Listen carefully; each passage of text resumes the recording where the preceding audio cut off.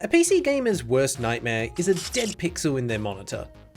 Okay, it's probably actually being forced to do tedious escort missions where you move either slightly slower or slightly faster than the NPC, or, you know, a blue screen of death after upgrading part of your rig.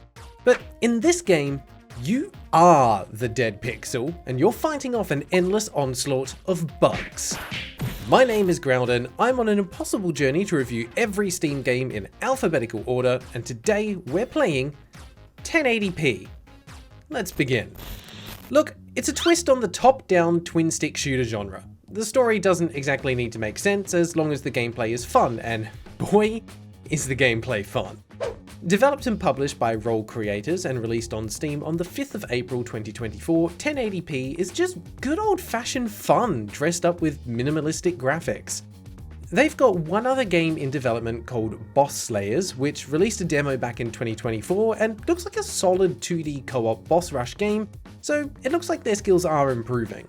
That said, 1080p didn't impress me at first, considering their Steam store page description is pretty minimal, listing unique selling points like move within the arena and shoot enemies, and destroying powerful bosses. Those don't really instill a sense of confidence. But it only costs $4.39 and they've got a sense of humour listing the required processor as toaster or better, and the graphics as most cards that can produce graphics. Alright, I'm in. The game starts with a cute animation setting the scene with a parody of a Windows desktop that gets shut down as the camera zooms out, revealing that the title screen is on the monitor itself. It's simple, smooth, and sets the tone of the game nicely. The settings are also simple, with sliders for sound effects and music and language selection. Resolution settings and a full screen toggle would have been nice, but I won't complain about the lack of graphical options considering how simple everything looks. So, gameplay. This is you. It turns out you're not a single pixel, you're 3 pixels with guns. There's a catch though, and it's that you can't aim and you can't rotate, which means that to begin with, you can only shoot in 2 directions. As you kill bugs, you'll collect the bits that they drop, filling up the bar at the top of the screen. Once full, you'll be able to choose one of 3 available random upgrades. These can be guns or power-ups. In terms of guns, you've got the Hare, which is rapid fire but weak, the Triplet, which is mid-strength but fires 3 bullets in a spread, and the slow but powerful Cannon. These all come attached to a pixel, which you can place to build out your ship into a maximum of a 3x3 grid. However, guns need to be facing outward in order to shoot. If they're facing another pixel, the gun will be useless. The game won't stop you from doing this though. In fact, it gives you an incredibly well-worded warning. Cannon no shoot. Do you sure to apply choose? There are other examples of words being misspelled or instructions not quite making sense, but you'll usually be able to piece together what the game is trying to tell you without too much trouble. It took me a bit to discover this, as I somehow failed to notice the giant merge table UI element in the lower left, but you can stack weapons facing the same direction on top of each other to combine them in various ways, changing their shooting pattern and various other effects. Combine multiple hares together to make a minigun, combine cannons with triplets to make homing missiles, or combine hares with triplets to make a powerful shotgun. I combined that one with increased damage and splitting effects to make sure the bugs had an especially bad day. The downside is that if you make an invalid combination, you overwrite the existing weapon with the new one, often causing a significant downgrade, so managing your pixel real estate is actually pretty important. Going back to the upgrades, power-ups also work a little differently to what you'd expect in that they don't upgrade the pixel you place them on, but an adjacent one that they point to. These can be pretty powerful, with effects ranging from simply increasing damage to adding a piercing effect or even splitting or bouncing bullets. However, if the pixel they are placed on gets destroyed, then of course the power-up and the weapons are lost as well. Oh, did I mention that each pixel also acts as a single point of health for your ship? Touching an enemy or enemy projectile will break the pixel it touches, destroying any upgrades placed on it. Thankfully, the game treats this as leveling down, so the amount of bits required to reach the next upgrade actually decreases. In other words, damage can be devastating to your firepower, but it's always possible to rebuild, and it creates some interesting player choices depending on how you want to play. Do you go for a large ship that makes you a bigger target but increases your maximum firepower?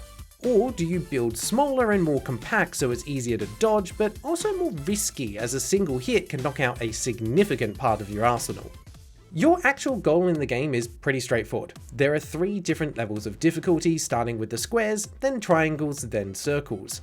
Each level tasks you with killing a certain number of bugs to make a boss fight begin, and then you'll need to defeat it while making sure the number of bugs alive doesn't go above a threshold. There's a bar at the bottom that tracks your progress, but I'm not sure what the highlighted icons represent as it wasn't explained. Maybe it shows when a new enemy type appears?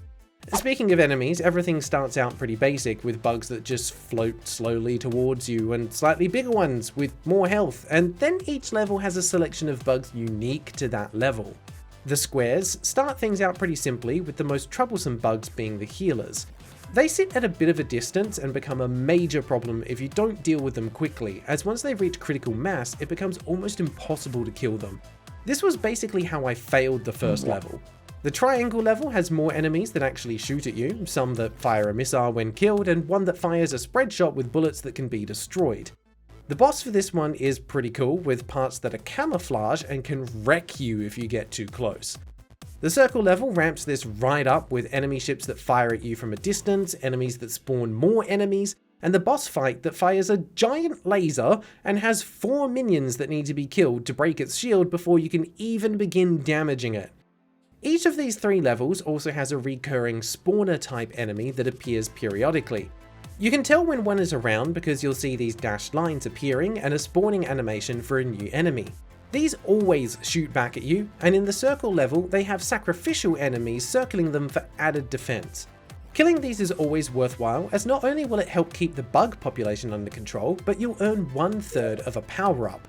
Collect all 3 to be able to choose a new bullet type with special effects, like increasing the attack speed of all guns on the pixel by 50%, or adding pierce or ricochet effects. These upgrades do visually change the bullets, and in some cases can also be combined to stack effects and create some truly powerful weapons. However, keep in mind that one hit and poof, it's all gone in an instant. So while you could stack all the upgrades on one weapon, it might also be worth spreading them out to minimize the impact of the damage you're eventually going to take. Pause! I should probably mention that this is episode 100 of Steam Sequence, which is kind of a big deal. When I started this back in late 2022, it was just a fun experiment and way to push my skills by trying something different. I know almost every content creator says this, but I honestly didn't think so many people would be interested in this journey. Progress since then has been slow but steady. We've covered over 220 games, almost reached 70,000 subscribers, and the Discord community is at nearly 1,000 members. We've done giveaways, charity events, weekly live streams, playthroughs of games that people suggested for a year straight. I still can't believe that happened twice, by the way. And somehow, we're still not past the number 1. Will we ever reach the letter A? I believe we will, as it's just a matter of time, and I'm grateful to everyone for coming on this journey with me. I'd especially like to thank Blank, Leah, and Tinta, who formed the editing team and are a powerhouse of talent, as well as the mods that help manage the Discord server and have helped this amazing community to flourish. None of this would be possible without you. Anyway, thanks for being here for episode 100. Here's to the next 100 to come. And unpause. That's pretty much it from a mechanical perspective. Move around, shoot enemies, collect upgrades, become an all-powerful mass of weapons, get hit and run away crying, only to rebuild and come back stronger than before and show the boss bug who's actually boss.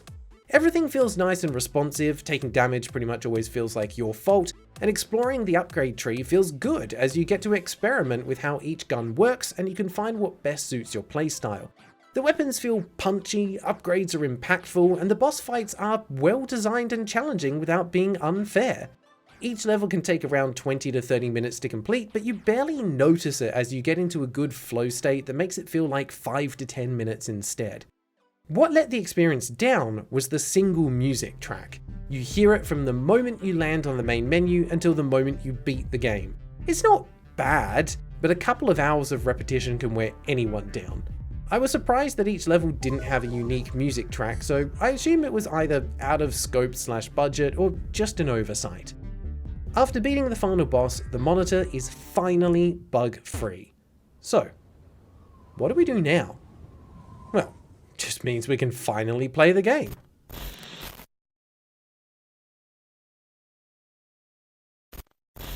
"1080p is a great reminder that a simple art style won't hold a project back. Poor game design choices will.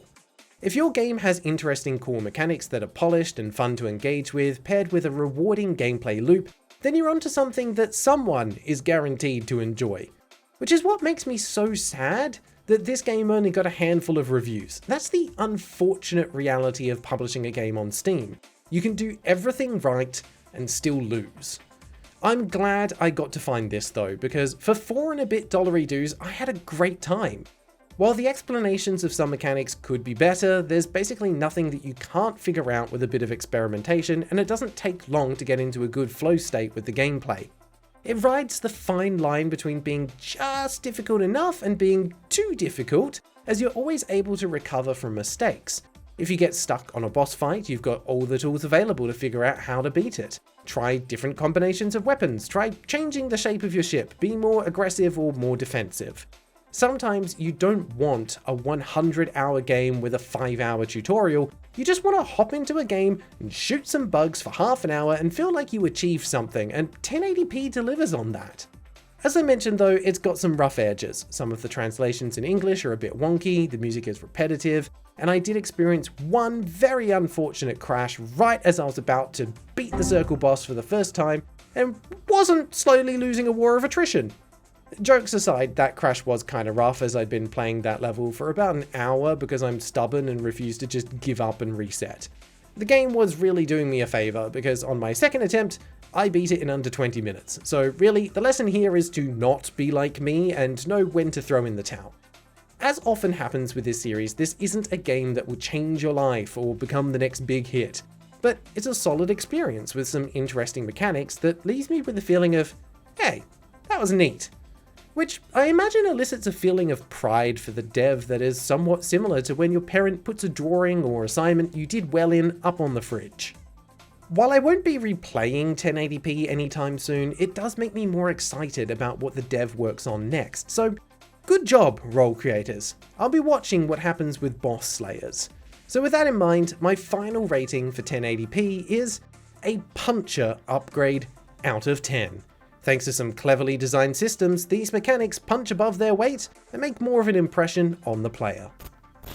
Thank you to all the Crusaders and Templar Knights for supporting the channel and making videos like these possible, especially the Noble Knights Azazel, Dados, Gigabread, Kartoffeljager3, Negi Malevolent, Chev_, and the Crabs. And an extra special thank you goes to our 4 Knights of the Holy Grail, Automatistic, Gust, Freaky Feline, and Matey8. If you'd like to support the channel, check out the membership options below, or just remember to like and subscribe, that helps too. That's all for now, so if you've made it this far, here's a sneak peek of the next game. Until next time, take care.